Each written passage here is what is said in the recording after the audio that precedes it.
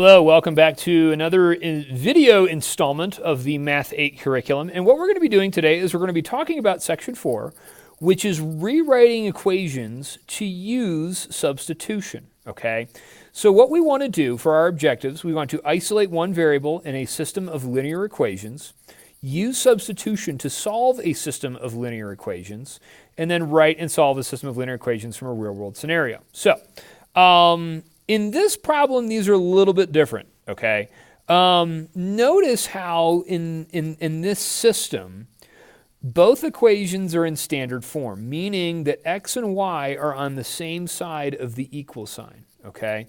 And so what we want to do, first thing, is isolate one variable in the system, okay?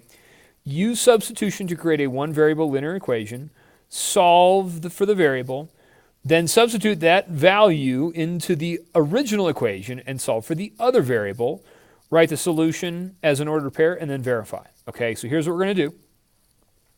Here's my system of equations, okay? Now, in this, okay, I have 2x minus 6y equals negative 2. And over here, I've got 4x plus y equals 22.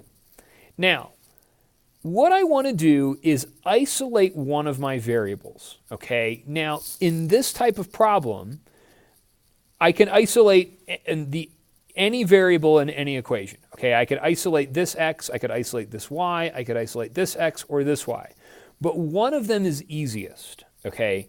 And the easiest one is this single y, okay? So if you have a single variable, all right, okay, then isolate this one.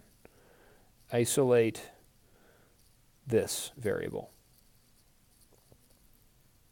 Okay, so here's what I've got. All right, I'm going to rewrite this as 2x minus 6y equals negative 2.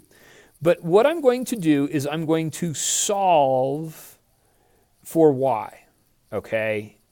And I'm going to write this down here, so I got a little bit of room, okay?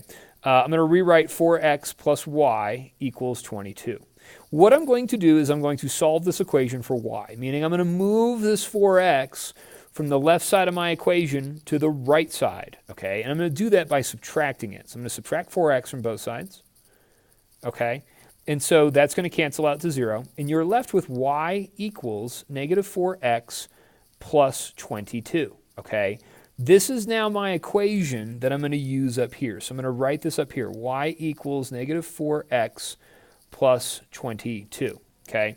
Now, what I want to do is take this value, y equals negative 4x plus 22, and I'm going to substitute it in for y of my other equation. Okay, so what I'm doing now is I'm doing the same thing I was doing before, except for our problems are in standard form, okay? They're not in slope-intercept form. But what I've done is I've changed that equation to turn this into slope-intercept form so I can substitute it in. So now here's what I've got, okay? I've got 2x minus 6 times y. Now y, I'm going to rewrite with what it's equal to, which is negative 4x plus 22.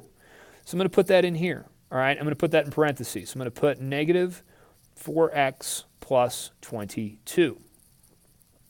Okay, and then that's all going to equal negative 2. All right, so what I'm going to do, all right, here now is solve for x, because what I have is an equation that solely has just the variable x in it and no other variable. So I'm going to distribute my negative 6, okay, into each of that and solve for x.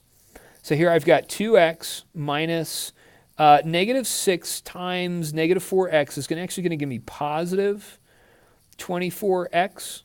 And then negative 6 times positive 22, 6 times 22 is going to give me 132. So I've got minus 132, and that's equal to negative 2. All right. Now, I'm going to solve this for x. So I'm going to combine my like terms. 2x and 24x give me 26x minus 132 is equal to negative 2. And then what I'm going to do is I'm going to add 132 to both sides. All right. And so now I've got 26x is equal to 130. So I'm going to take 130. I'm going to divide both sides by 26. Okay. Let's do that math. What do we get? And that's going to give us that x is equal to 5, okay? So my x value is 5. Now, what I want to do is solve for y, okay? I have figured out what x is, okay? Now what I'm going to do is I'm going to plug this back in to any of my original equations, okay? I can take this value, I can plug it into the top one here. I could plug it into the bottom one here, or I could plug it into this one here, okay? I choose this one, and here's my reason why, okay? If I plug this back into here, I've already isolated y. I don't have to solve for y. It doesn't matter what you do. I mean, you can plug it in anywhere, but I'm going to plug it in here, okay?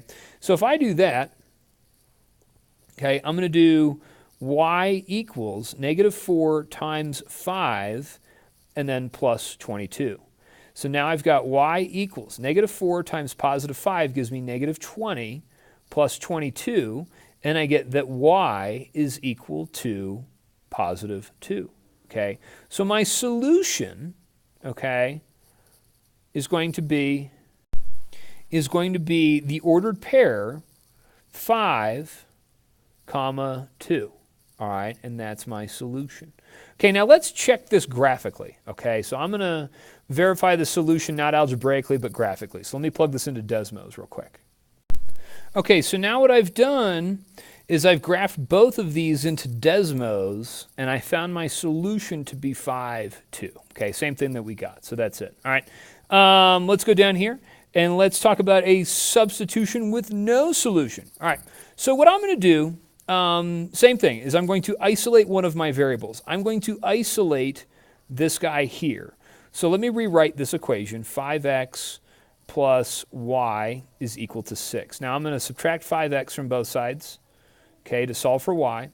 All right, so I get that y is equal to -5x plus 6, all right? And that's my y value, okay, or I'm solved for y, okay? So let me do this. Let me do y equals -5x plus 6, and let me write out 10x plus 2y is equal to 9, okay? So now here's my equation. I've already isolated y. I'm going to substitute this into y of my other equation. So when I write this, I'm going to write 10x plus 2 times the quantity -5x plus 6, okay? And that's going to be then equal to 9, all right? And so what I want to do is solve this for x. So I'm going to distribute my 2, okay? So I've got 10x. 2 times -5x is actually -10x. And then 2 times 6 is going to be plus 12, and that's all equal to 9. Now, if I combine my like terms here, now wait a second. Now I've got this. I've got 10x minus 10x. That's going to cancel out to 0, okay? So 10x minus 10x is 0. So now you're just simply left with 12 is equal to 9. Now remember that this is a false statement, okay? So if I get a false statement, then I have no solution in that my lines are parallel, okay? And that's what I've got, all right? So that's what we're looking for if we have substitution with no solution. All right, let's take a look at the next page. Okay, so on this page, what you have is you have substitution with infinite solutions. So that's what we're going to get here. So what I want to do, again, is isolate for one of my variables. All right, so let me zoom in a little bit. I'm going to isolate my y variable here. All right, I'm going to rewrite 4x plus 2y equals 8. All right, but I'm going to take my equation, 2x plus y equals 4, and I'm going to solve that equation for y. So I'm going to subtract 2x from both sides. Okay, so that cancels out. I've got y equals -2x plus 4. So if I take this equation here and plug it into y of my other equation, all right, let's do that. And let me rewrite this up here. So y equals -2x plus 4. Okay, I'm going to take this whole thing here and substitute it in for y here. So here's what I've got. I've got 4x plus 2 times y. But I'm going to substitute in what y is equal to. So I've got -2x plus 4, and then I've got that's all equal to +8.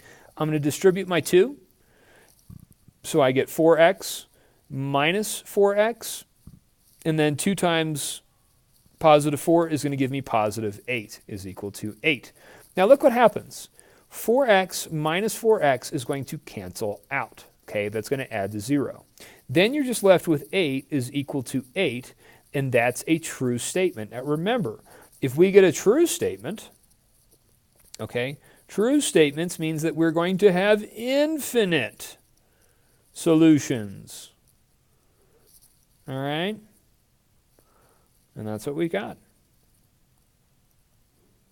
It's pretty cool, pretty cool stuff. All right? So just another way of doing this. All right? So, all right, let's take a look down here. A real world scenario. In 1 year, Glenn's guitar shop sold 56 electric and bass guitars for a total of $6,070. Each electric guitar sold for $120, and each bass guitar sold for $95. How many of each type of guitar did the shop sell? So, in these real-world scenarios, what we have to do is we have to set up 2 equations, okay? But first, the first thing we want to do is determine our variables, okay? We're going to have x and y, okay? Now, x is going to represent the number of guitars, okay? Now, the other thing I've got is that y is equal to the number of bass guitars, okay? So the number of basses. All right? Now, here's what I've got. We have to write 2 equations for this, okay? Now, what I'm going to do, my second step, is write my equations. Now, here's what I know. They sold 56 electric and bass guitars, okay? Now, in order to get 56, I have to take the number of guitars and the number of basses and add them together to get a total of 56. So my first equation that I'm going to write is this. X plus y is equal to 65, okay? And that's what I've got. Now, on the next one, if I take 120 and multiply it by the number of guitars, that'll give me the total amount that is earned from selling guitars. So my next step that I'm going to do here is I'm going to write down that this is 120 times x, okay? Now, I'm going to add that to $95, okay? So if I take $95 and multiply it by the number of basses, that'll give me the amount that I've earned from selling basses. So I'm going to do 95y. Okay. Now, if I take the money that I've made from selling guitars and add it to the number of the money I've made from selling basses, then that will equal my total of $6,070. Okay. These are my 2 equations. Okay. This type of problem is going to appear and reappear all the time. Okay, now I made a mistake, and I want to erase this. This should be 56, not 65. All right, so now what I want to do is solve for one of my variables up here. Since they're both isolated, since they're both just x and y, okay, what I want to do is just solve for one of them. Now, I haven't solved for x yet, so I'm going to solve for that. Now, down here, I'm going to rewrite this as x plus y is equal to 56, okay? Now, I'm going to solve this equation for x, and by doing so, I'm just going to subtract y from both sides, and I've got that x is equal to 56 minus y. All right. Now, what I'm going to do is I'm going to take this equation and 56 minus y, and I'm going to substitute it into x of my other equation. So here's what I'm going to get. I'm going to get 120 times x, but instead of x, I'm going to write what x is equal to, which is 56 minus y. Okay. And then I'm going to add 95y to that, and that's going to equal 6,070. Okay, now let's solve this equation for y. I'm going to distribute my 120. So 120 times 56 is going to give me 6,720. Okay, minus 120 times negative y is minus 120y. Plus 95y That's all going to equal 6,070.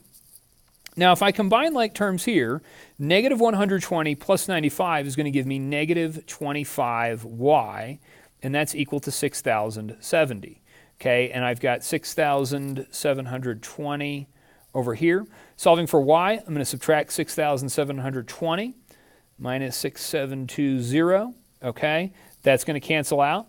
Over here, I've got negative 25y.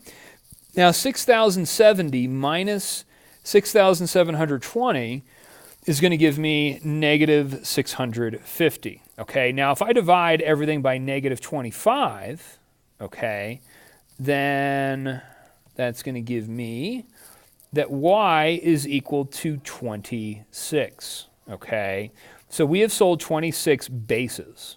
Okay, now what I can do is I can take this and I can plug this back into my equation up here, all right? And so I would get that x is equal to 56 minus 26. So 56 minus 26 is going to give me 30, and that would be x equals 30 guitars, okay?